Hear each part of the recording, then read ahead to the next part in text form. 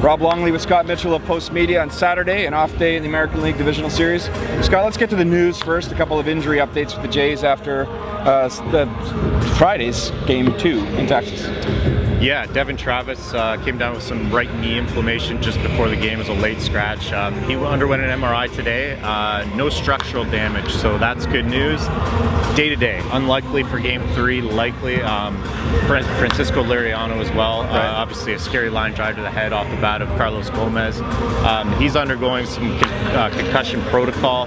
Very unlikely as well, and he's up in the air at this point. An interesting story about Liriano. The team was stuck on the tarmac last night in Texas. They waited an hour for them, and they said it was one of the best flight delays they've ever had because they knew that he was good enough to fly, and that means that likely available at some point later in this postseason, if not for tomorrow. Let's talk a little bit about tomorrow's Sunday's pitching matchup, Scott, and see what you think of that. I mean, Aaron Sanchez. I mean, we've talked about the innings limits on this guy all year. He's been just so good for this team. AL ERA champion.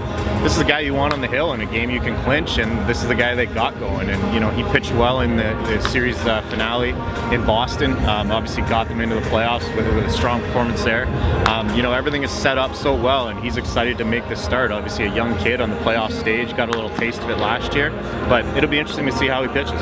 Yeah, you can argue that certainly that the pitching is what got the Jays to the postseason, and now with the bats alive again, it's a pretty lethal combination, and we'll see if they can keep it going on Sunday afternoon in Game 3. From the Rogers Center on Saturday with Scott Mitchell, I'm Rob Longley for Post Media.